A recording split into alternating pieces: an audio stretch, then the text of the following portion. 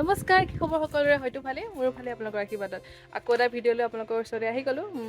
কালি ভিডিঅ'টো দিছিলোঁ বাৰু, নাজানো কি হ'ল কি নাই, প্ৰথম দিছোঁ যে সেইকাৰণে ইমান এটা অভিজ্ঞতাও নাই, ভাল হৈছে নে বেয়া হৈছে তাকো গম নাপাওঁ। যদি ভাল হৈছে আপোনালোকে চাব, যদি কিবাকিবি প্ৰথম তেনেকৈ দিবলৈ চেষ্টা কৰিছোঁ ন, ব্লগবিলাক খেলি মেলিটো হ'বই। যিহেতুকে কণ্টেণ্ট নাইকিয়া, কণ্টেণ্ট বিচাৰি থাকোঁতে ব্লগ দিবই থাকি যায়, সেইকাৰণে ভাবিছোঁ এইবাৰ পৰা ব্লগবিলাক দিবলৈ চেষ্টা কৰিম। আপোনালোকেও অকণ ছাপোৰ্ট কৰিব। আপোনালোকৰ ঘৰৰ ফালে পৰিৱেশটো বৰ্তমান কেনেকুৱা হৈছে জনাবচোন। আমাৰ ফালে একদম গৰম আৰু দিনটোত কি কৰোঁ অকণমান দেখাবলৈ চেষ্টা কৰিম, চাব। আৰু লগতে মোৰ যদি চেনেলটো চাই ভাল পায় লাইক শ্বেয়াৰ ছাবস্ক্ৰাইব কৰিব।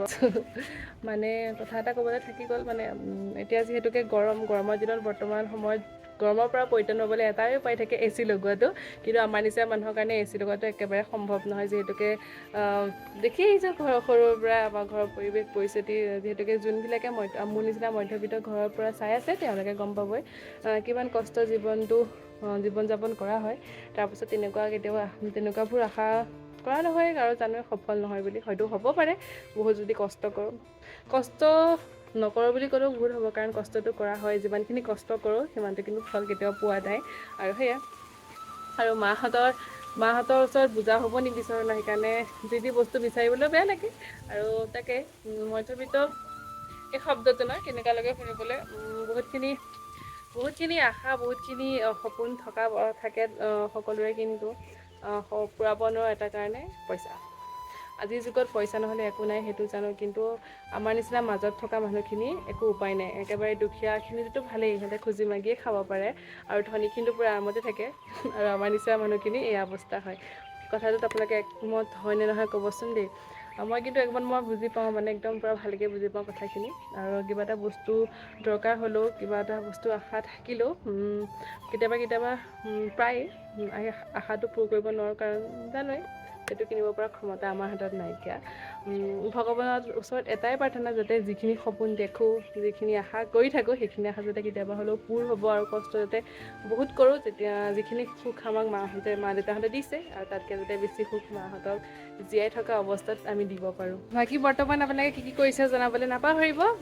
ময়ো ভাত পানী খালোঁ আগবেলাটো, আৰু বৰ্তমান এতিয়া একদম পূৰা দুপৰীয়া সময় হৈ আছে। দুপৰীয়া সময়তে মই ভিডিঅ'টো কৰিবলৈ আৰম্ভ কৰিছোঁ। হয়তো ৰ'দটো দেখি গম পাইছে। আৰু আপোনালোকৰ ফালে বতৰটো কেনেকুৱা জনাবলৈ একদম নাপাহৰিব। আমাৰ ফালে পূৰা গৰম হৈ আছে। আৰু সেয়াই, আৰু এতিয়াৰ পৰা ৰাতিলৈকে কি কৰোঁ দিনটোত দেখাবলৈ চেষ্টা কৰিম। আৰু যদি মোক ছাপোৰ্ট কৰে তেতিয়াহ'লে এনেকৈ ভিডিঅ'বিলাক দি থাকিবলৈ চেষ্টা কৰিম। আৰু লাহে লাহে মোৰ জীৱনৰ কিছুমান কথা আপোনালোকক কৈ যাম। আৰু আজিলৈ আহিছোঁ নহয়, এতিয়ালৈ আহিছোঁ। ব'লক আজি আমাৰ ঘৰৰ আম গছজোপা আপোনালোকক দেখাওঁ।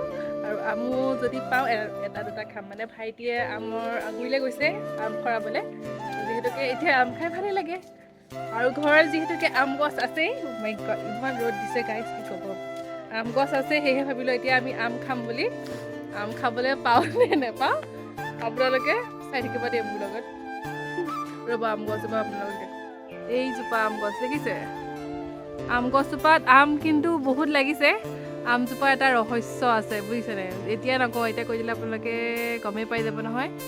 আমজোপাৰ ৰহস্যটো আপোনালোকে লাহে লাহে গম পাব। সেইজোপাই আম গছজোপা। আমৰ তুলিলে আমাৰ মাও আহি গৈছে।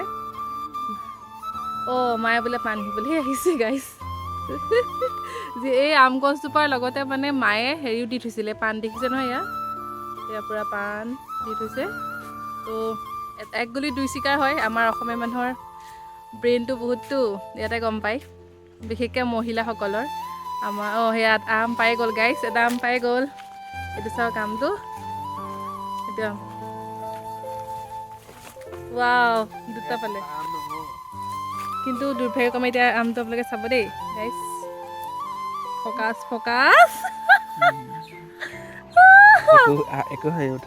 আমাৰ আমৰ গতি আম ফাইছে।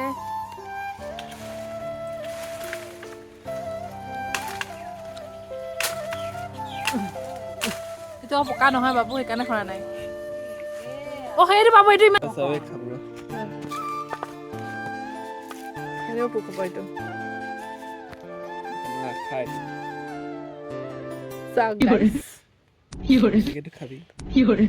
নেখাওঁ, এইটো কেনেকৈ খাব পাৰিবি? এইটো খাব পাৰি এইখন চাওক গাইজ পাই গ'লোঁ ফকাছ এইটো ফকাছে হোৱা নাই অঁ ফকাছ দিয়ে থাকোঁ দেখোন বহুত মিঠা গাইজ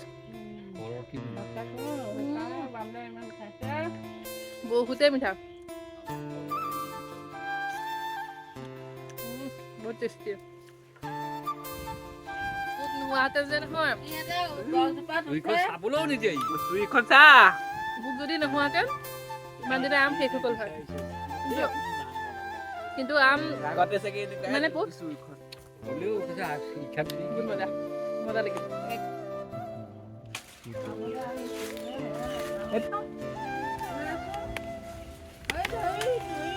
আৰু দেখিছে এয়া বাগানৰ মাজে মাজে এয়া আমাৰ কলগছ এয়া দেউতাৰ খেতি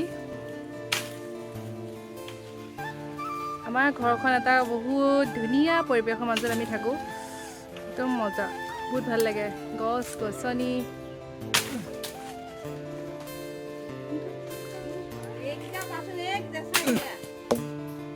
মই এতিয়া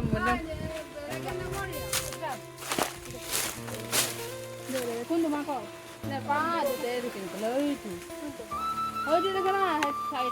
এইটো